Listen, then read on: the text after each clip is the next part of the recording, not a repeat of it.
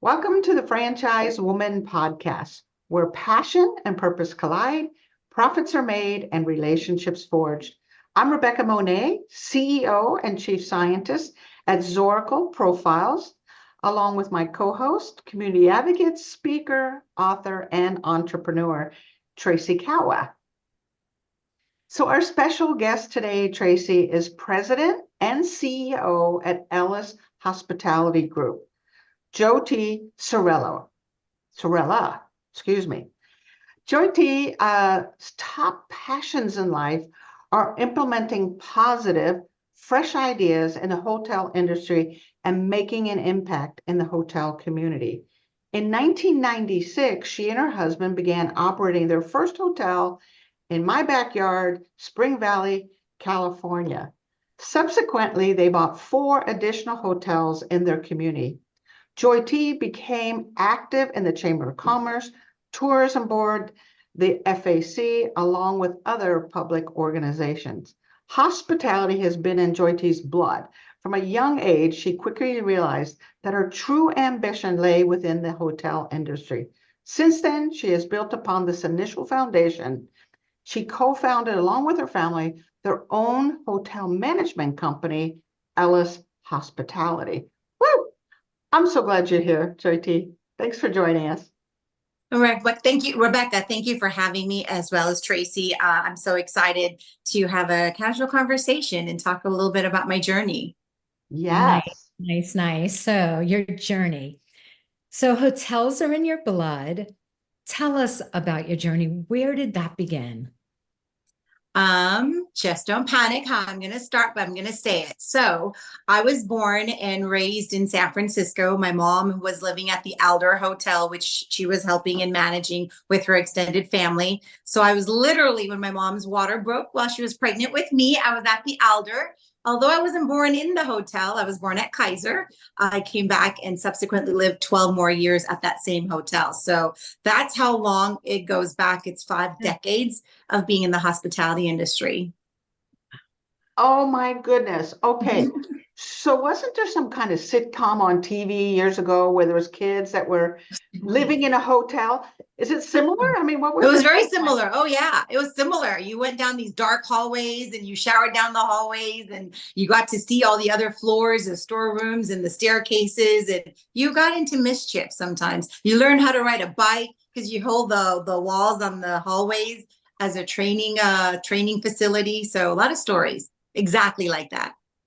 Well, it can't be 5 decades of it because you look 20. I know. I was thinking the Thank same you. thing, Tracy. Thank you. 1970. So going on my 5th decade. Woohoo! Mm-hmm. So that's where it started, in the hotel. So then where did this passion for franchise come from? Like, can you walk us through like what happened next? Yeah. So there's a cute, I'm sorry. My grandfather's 2 brothers came through Ellis Island, hence the Ellis hospitality name that we have in our management company. They migrated in 52. From 52 to 57, they saved a lot of money. They leased their first hotel. The Alder is what I referred to. But where we got our passion in franchising was, so in the 50s, in the 60s, and the 70s, a lot of our extended families came. They kind of leased the hotel similarly in the same area that we were. So we really leaned on each other, helped each other. And my family was instrumental with that. And all the other families were instrumental in all the other generations that came beyond that. So it was a big boom for almost 2 decades. We didn't get into franchising until 1992, I believe. So in the 90s, we were on Lombard Street, the famous street in San Francisco, where people equate it to the Cricket Street. But there was a whole row of hotels that are still there on Lombard, which my mom still lives on and still has a hotel there. We noticed that brands were coming up, like the Holiday Inn on Van Ness, the Comfort Inn that was at the end of Lombard Street. We were trying to get more share of the business coming into our hotel. What we realized is that although we knew how to operate a hotel, work every job of a hotel, we didn't have the marketing support. We didn't have a computer in place. We didn't have someone telling us what are the brand standards. So it was just inevitable that a lot of us started getting into franchise franchising in the early 90s. And once you dabbed your feet in franchising, today we have the IHG brand. We have 2 Holiday Inn Expresses. We have the Best Western brand. We have the Choice brand. And we also have a couple of independents as well, just because we don't know what to do with the asset because they sit on great locations.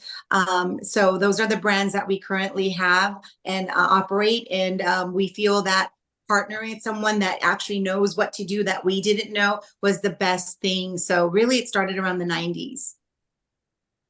Fascinating, because you have a history, your family has a history of running, building hotels, but you still chose at some point as a family to go the franchise model for all the benefits that franchising has provided. So that says a lot just from there. I want to actually fill in a couple of pieces here. So first off, you talked about your family coming through Ellis Island in New York and immigrating here. Where from and why America? So they immigrated from India. And I think after when India got its independence, there were about 12 or 18 visas that were open to those that had an educational background. That one year, there was about 5 or 6 gentlemen. So my grandfather's 2 brothers were the 2 of the 6. They all got on a boat, and it took, I think it was a 3-week journey from Mumbai to London and London through Ellis Island.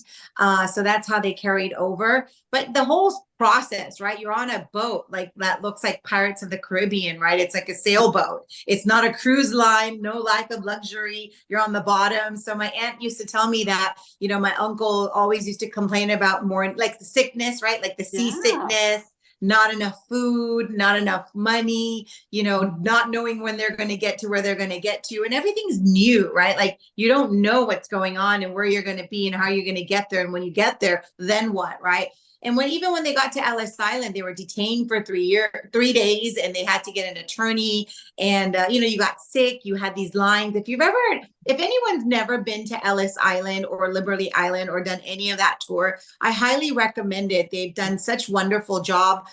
We have a plaque with our uncle and our uncle's name there, and all the pioneers that came on that same boat. The family members have their names on those walls, but they kind of teach you what the process looked like. So it was India. The reason they came was someone from their village area, we wrote to them that actually was leasing a hotel in San Francisco and had come, I think, a decade or so before them. So the hotel or hospitality wasn't new to them.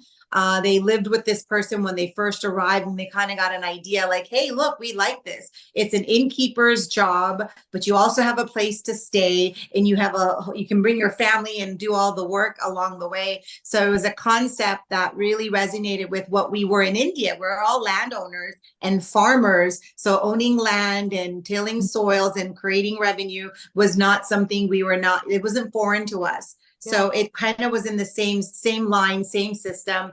But both of my grandfather's brother had to work really hard, stocking shelves, working at department stores. I think my other uncle went and worked on the farm because that was their background. Just odd and end, busboy, sweeping restaurants. So to save that money, but they had a mentor. They had a friend they relied on that showed them the ways and the ropes. And so that's kind of how they got into the hospitality world. A lot of it is those big box hotels that you see in big cities, right? Those are the hotels, and you still see them. They have different purposes for them, but that one's still in our extended family. I think my uncle, he gifted it to his wife is still around. My grand aunt is still around. She's 90 years old. Her and her family own that hotel, so it's still in the family. That is such an amazing story. Just the way you depict the journey of your grandfather. You know, I think that these are things that we take for granted, you know, here in the States. And it's something that you can appreciate. So thanks for sharing that with us, because many of us don't know the steps that it takes, you know, being on the boat and being hungry and not knowing when you're getting to your destination, and then what happens when you get there. So do you think, you know, knowing all of that, knowing the history of being landowners, knowing what your grandfather and his brother went through, do you think there's a certain responsibility that you feel to work hard to continue the legacy? For me, myself, yeah. I do all of this. And I always tell my family, my two children, my husband, I do this for my parents, right? Like they made the ultimate sacrifices. And if you ask any immigrant, second or third generation people that are in America, they attribute a lot of their foundation financially, as well as the lessons in life that they've taught is through the hard work of their parents, right? I mean, whether it's like, like even in New York, people have those food trucks, right? Like some of them put people through law school and through education and school. But for us, it was hotels. And I really feel that I want to make my mom now proud. My father has since passed, but make my mom proud. My grand aunt, who's 90, she loves seeing me because I always bring a magazine. I said, look, grandma, I'm in my magazine again. Or look, they featured me here. And look, there is someone that's doing a documentary that I'm really heavily be a part of, because the history started a little bit in San Francisco, and just celebrating them. So whenever someone asks me, my journey is always about my two grandfathers, brothers, and their wives, and everybody that came after, right? My parents came in 67. So a lot happened from 52 to 67. Then they had to create that foundation for us. So I literally loved telling this story. And I think I'm really passionate about it is because I love doing everybody's job. I love employing someone and knowing that I did that job, right? I don't think we have a lot of people today that can go around and saying, well, okay, you know what I mean? I think that's franchising, whether you own a Subway, Munchies, or all these little franchise business, McDonald's, right? If you ask everybody, they started line level positions, even as owners, right? They work like a lot of I met a guy that I spoke at the Republican National Conference on a panel with Congressman Hearn, and he owns 30 McDonald's, but he told me he started with line level job, right? When you hear him, when you see him, and when you know he has 30 McDonald's and employs all these people in, some of the best neighborhoods, some of the not best neighborhoods, it's inspiring. So nothing we do today was as stressful or as scary as it was for those that came in the earlier part of the 1900s. That farmer mentality is even how they think of family and legacy. Because when we farm, it's not for today, it's for months down the road. And in this case, that same farmer mentality and landowner mentality was brought here, investing in the future of the children and the children's children and the children's children. So, curiosity, is your mom still involved in the hoteling business? Is she active? Oh, 100%. So she's the first one that gets up, I think, and she's the first one that sees every financial transaction. And I chuckle with this. One time I Venmoed somebody from our business account. She caught me and she made me Venmo it back to the business, right? So she's that detail oriented on the transactions. And she'll ask us, hey, look, I want a copy of the bank statement. I want a copy of the credit card statement. She will ask, is this a business expense, right? And she still pays the property taxes for all the businesses. She still pays all of the income taxes and all of the paperwork needed. So her home office is the one that does all the important stuff.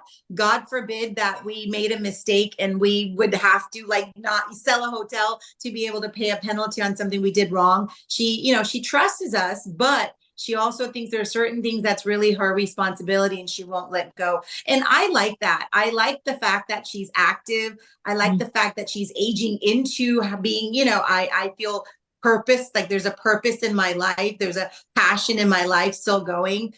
Even like I told you, I took my mom for the first time in 57 years to our nation's capital. I go, Mom, I do this 3 times, maybe 5 times a year, but this is the 3rd time this month. Why don't you come with me? And she's like, okay. And she goes. And I said, look, Mom, you are a hotel owner. You own and operate. When they ask you what challenges are you facing, go ahead and tell them what challenges you're facing. They want to hear from you because you vote in their district. So she got to learn about why the vote matters. Who is our elected leader? Why is it important to speak to them? Talk about franchising. It's so cute. The one thing is we were talking about the new tax bill that's due to expire at the end of next year. There's a lot of benefits that business owners, definitely franchise business owners, benefit from to grow their portfolio and their units. And so she raised her hand and said, yeah, I have something to say. I said, I sold 2 hotels and I identified one and did the 1031 exchange. Thank you for that particular bill. But you're only giving me 6 months to identify. When you sell something and you have a lot of money to do, we need a little bit more of a tiered system. And tiered system, right? If you made 1 million, then you have this much time. If you made 10 million, you have this much, but allow us to reinvest in our community. And, it was a staffer at that moment, but they were like, you know what? That makes sense. Oh, I get it. Oh, okay. So, that's how, to me, that's active. Like, oh my God, Mom, where'd you come up with that idea? And so, her mind's active that way.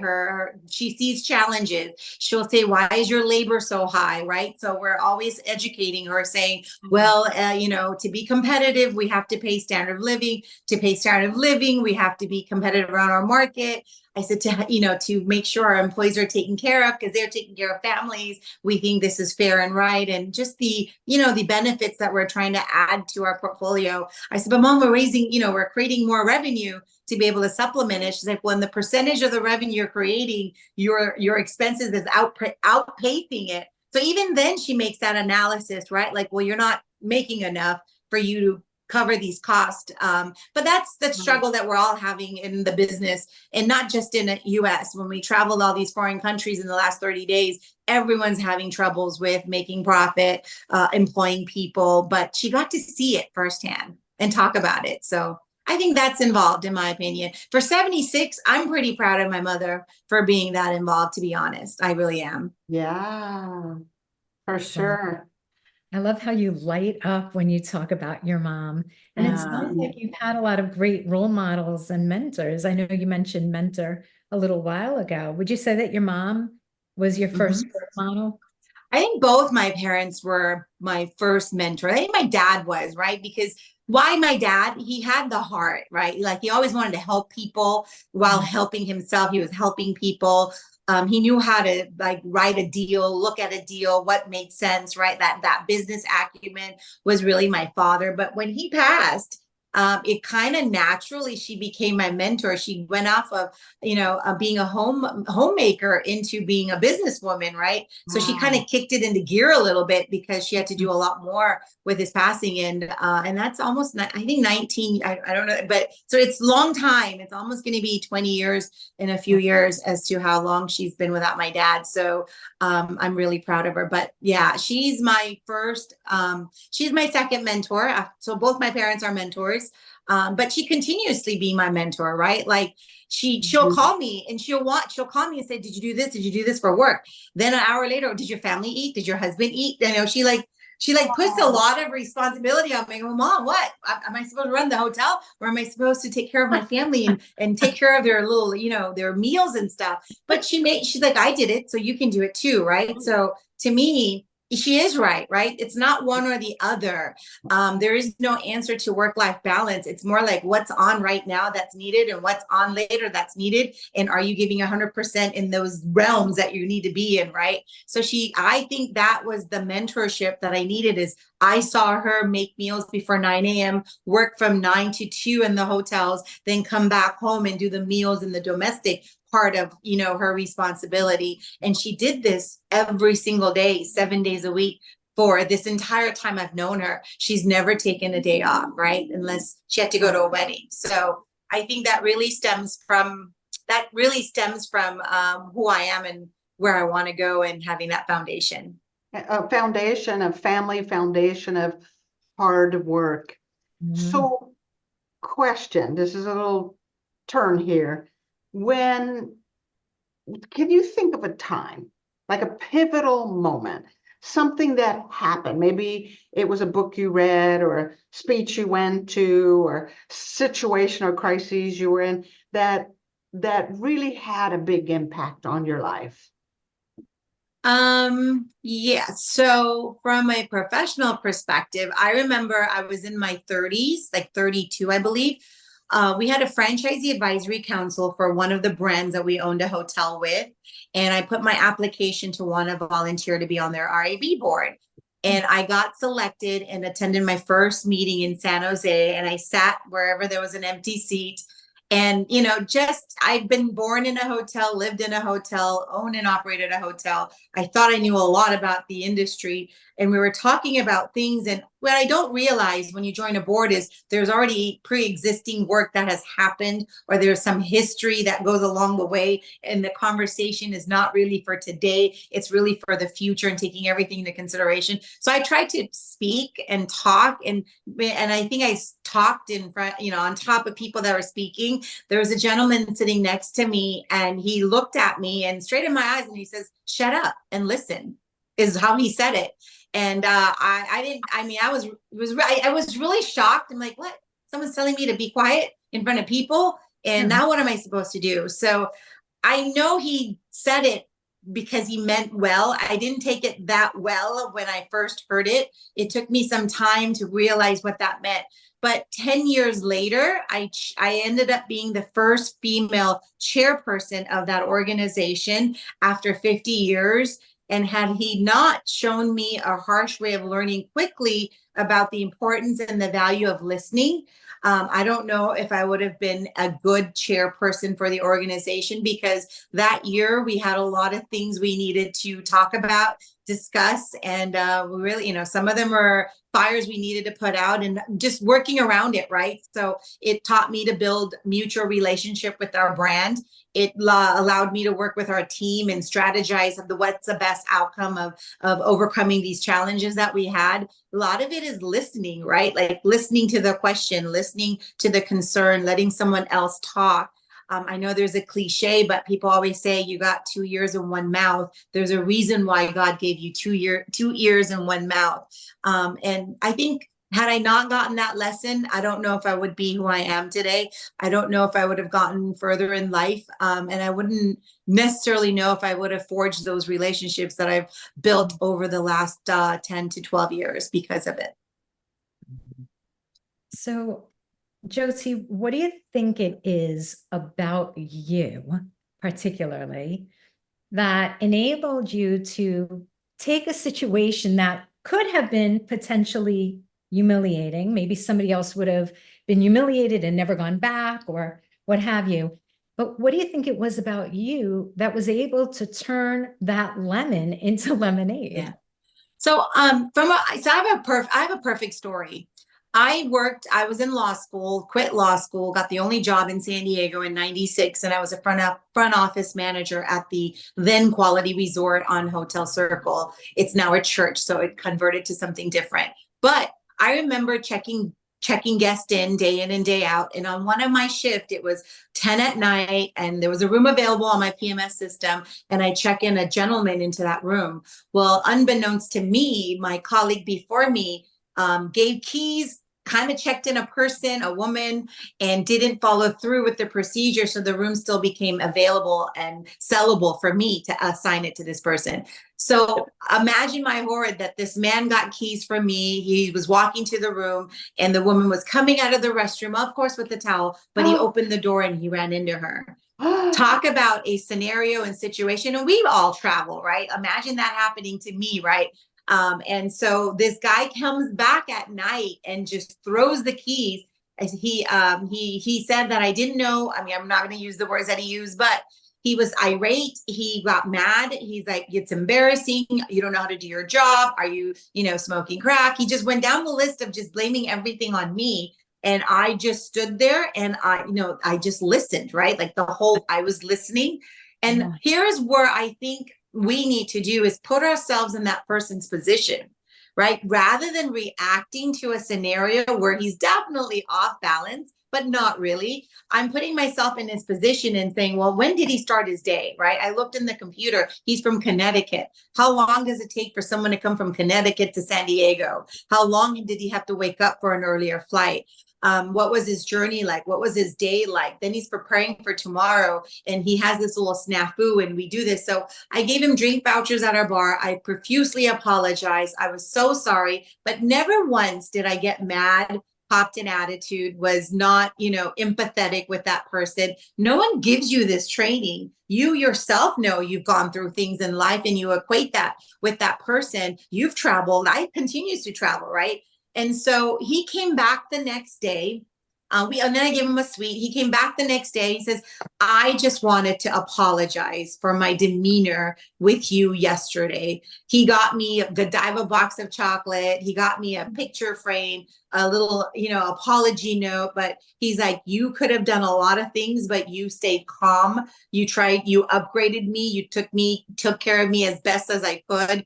I know that I wasn't as embarrassed as the woman wasn't embarrassed, but and I said, look, I didn't know how to tell you yesterday, but the system had that room available. I'm so sorry that you had to have those keys. We definitely spoke to the person that didn't check in, that other person, but not putting blame on anybody either, right, at the moment. But that is the moment where I felt that no matter what, reacting to things in a negative way will never solve a problem. The biggest lesson in life is, at some point they're going to figure it out and they'll come back and make a wrong right. And so I think that would be the pivotal moment for me in a situation or scenario where I feel that I did the right thing, especially because of the empathy component of it. And the other thing, we started the business doing every job, right? So my mom taught, we sometimes make beds together. We will sometimes, when we're shorthanded, we're not afraid to do the work that we did 30 years ago because we used to do it. And she teaches me every job is respectful. So no matter what you're doing in your hotel, every job is respectful. And I think that humbleness weaves through. Yeah, every job is an honorable job and you're willing to pick it up. So it's so fascinating. This lesson, which was a harsh lesson around listening, and then a few years later, you're having this experience and you're listening and your compassion, your empathy, and putting yourself in his shoes of what he must have gone through.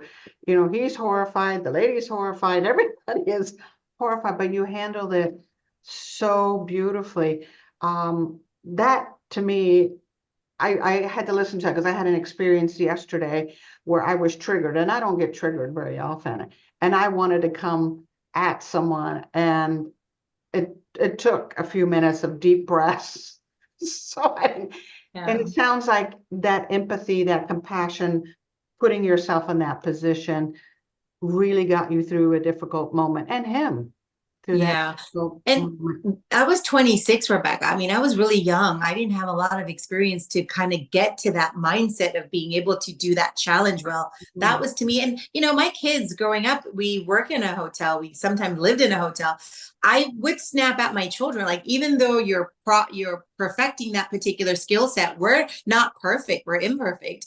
And every time I felt that I did that and I thought I was wrong, whether it's my husband or my daughter or my son or even my mother-in-law, they lived with us too, right? I would go back and I would just like that man did. What that lesson he taught me was, at the moment, we may make the wrong decision too, but at some point you have to make it right. And you are not, you're not someone that can't do that. So I would go back.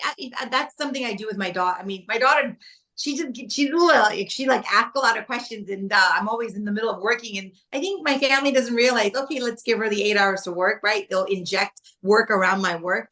And so I apologize to her a lot. I said to her, look, no one needs to talk to you that way. I definitely don't need to. I'm so sorry, but this is the moment that happened. And this was the reason why. Are you okay? But I think that's important for us to do that. The therapeutic value of an apology. Yeah. I am so sorry. Yeah. There's a book. There's a really good book on it too. Forget the title of it. On the apologies, period. Like, what does it mean? What does it do? Yeah, there's a book. Yeah. But I didn't read it yet, but it came on my feed this morning. We'll have to look into it. Yeah. Just know that there's a love language. I found out this year there's also an apology language. Yeah. So for some people, yes, for some people it's important to apologize. For somebody else, it's like, okay, those are words, but what are the actions that are going to make up for this, like the retribution? But there's it's like the 5 apology languages, just like the love. Isn't that interesting? Oh, that's fascinating. Yeah. I mean, how do you move forward in making someone feel bad, especially when you're wrong, though, right? Like, for me, an apology is closing out that conversation. Without that apology to me, I couldn't close out what had happened, right? And it would sit in with me, right? It was my mother-in-law, right? She used hospice care with us in our home. And I think the last 4 or 5 days before she passed, I said, look, I just got to come clean here. Is there anything that I've ever done to make you feel bad? I'm so sorry. She's like, in relationships, it's not perfect, right? But the ability for me to sit down and have that conversation with her and her, accepting me for everything, right, was really big for me. So it was just not work. It's not just how I work or whom I work with, my team. It's my family as well. It's people that have got into my family later. I think I weave this all through my relationships in my life. That one lesson for that one man. Yeah, see, he taught me something too. That's going to make me cry. Can you think Ah, about how many times we need to do that and we get too busy or we make excuses or whatever rather than stop? Is there anything I have done that's hurt you that I want to make right? Just that conversation with your mother-in-law, so beautiful, so beautiful. yeah. I hate this because we only have like a few more minutes.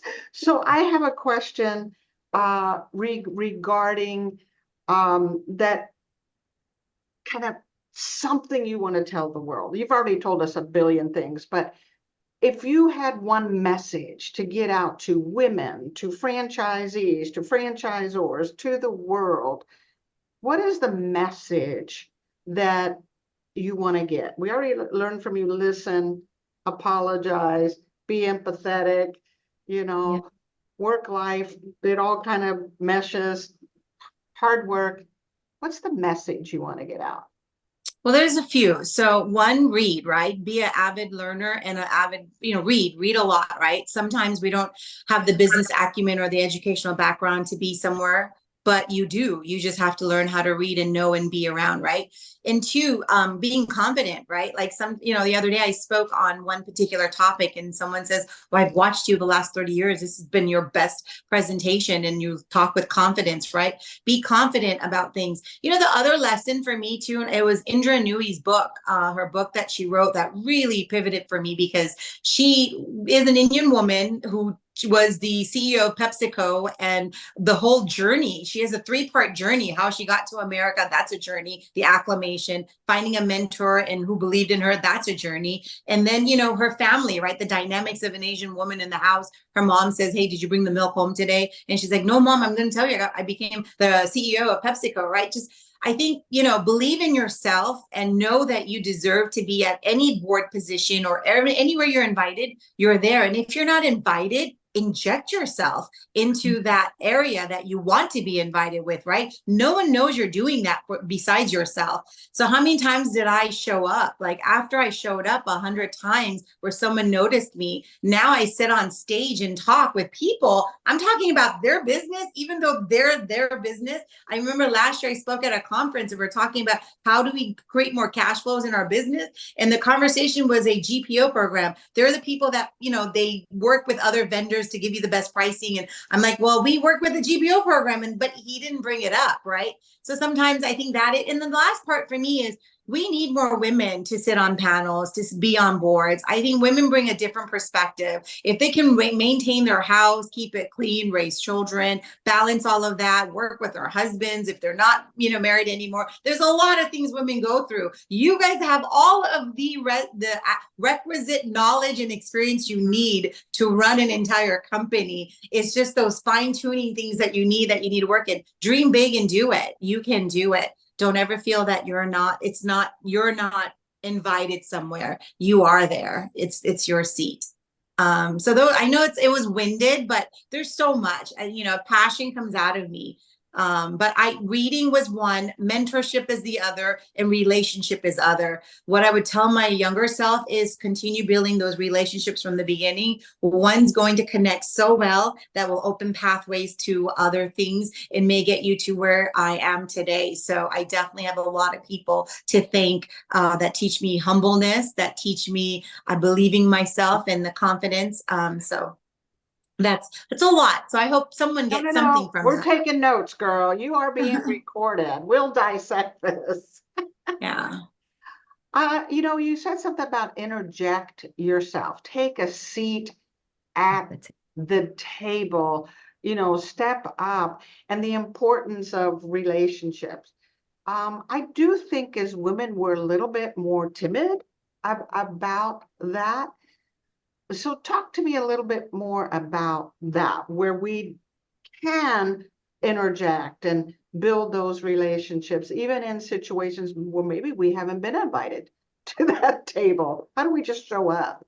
Yes, during COVID, like I'm wondering how do I sit on so many boards? I don't know how I didn't really ask to sit on some of these boards, but in 2020, it was COVID. We had a lot of time in our hand, right? We were not able to go anywhere for 2 months, especially in California. So we were working from home, but all of the trade association had these calls. Every Friday, IFA got a congressman on a call. So the lab committee picked me up. Hey, Joy, can you testify? Can you talk to this reporter? Can you do the PRO Act and testify in the U.S. Senate Health Committee? Here I'm saying yes to everything. And I'm like, I'm not a good speaker. I'm not a good writer. How am I going to write a 5-minute speech? And I'm in the middle of a conference on that PRO Act testimony on the U.S. Senate. And that's like going to Congress, right? Going into their building in 2021 when it was still closed to the public.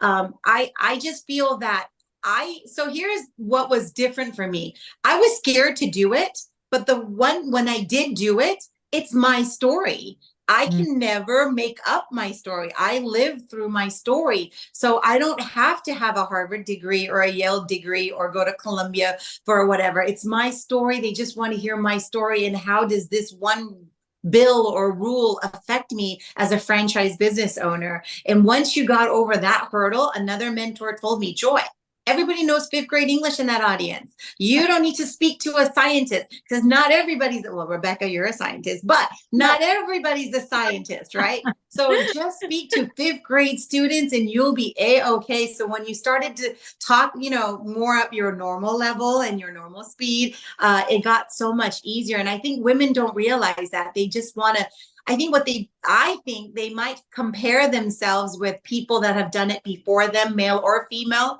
They feel like, well, they're talking in great like knowledge and words that they're using. And no, we need your perspective. We need your solution. Like women are solution driven people. Like how many fires do we put out domestically, right? How do we come across these solutions? It's through experience. So we are solution driven. In some of these panels, I love solution driven conversations versus, oh, here's a high end of what's happening in our industry. Well, then what? What are you doing with that? What are some of the examples you've implemented, right? They don't get granular where women do. So we need more of us here in our industry. But Indra Nooyi's book is very, very, very good. You guys all should read it. It kind of taught you how she got to that. And it's not, it's not by luck. A man will tell you it's by luck. It's not by luck. Women will say she was strategic. She was smart, but she also needed someone to carry her voice. I think I had that same thing where I would say something, even when I was the chair of that association, but someone would say it the same thing, but it would be picked up better. So that still happens in boardrooms where you're speaking, but it's not, it's not with power. Someone's not giving it power, right? The listeners are not. But a man can say the same thing in a different way, but then it's picked up again. That still exists. That biases still exist. But what I really loved about her is her work. Wherever she went, she wanted to do more for women, meaning, oh, well, we need childcare. We need government to focus on being able to have women have time off. Maybe the year time off is what's needed. Other countries have it. Why don't we have it? Her advocate for women and creating the ability for them to work.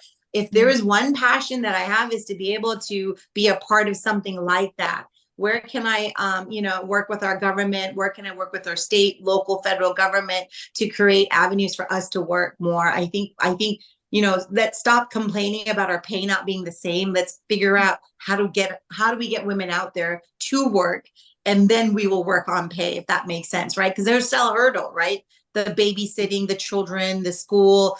Your husband already has that career. So stuff like that. Wow. It's never too late to start. Yeah. I'm going crazy here because think about this. It all started by volunteering for an FAC seat. That's true. Now you're talking in front of Congress, right? So it's that first just insert yourself. They didn't vote you in and say, come. You volunteered and you got accepted, and Exactly. everything else has been just kind of a domino effect. Guys, we're at the top of the hour, and I know, Tracy, you have a top of the hour meeting. Jyoti, we could talk to you for ever, so we're going to have you back again. So thank you so much for your sage wisdom, your passion, your advocacy for women, for business, for franchising. Thank you for all that you do, especially giving us an hour of your time. That's just amazing. It's all right. It's such an honor and privilege to be with the two of you and ask these questions. You know, sometimes I don't think about my life until someone asks you about it, right? So thank you for letting me go back in time a little bit and just take some of these memories from my mind and share it with you all. But it's definitely an honor and privilege. Well, I'm sure that our audience is going to want more of you. So how can they reach you? Well, I'd love to again. So how does someone learn more about you and reach you, or even learn about Choice Hotels? Well, so LinkedIn, you guys are able to share my information if you want to, but definitely connect with me on LinkedIn. I know I take a sabbatical for 30 days, but I'm going to be back on it again this week.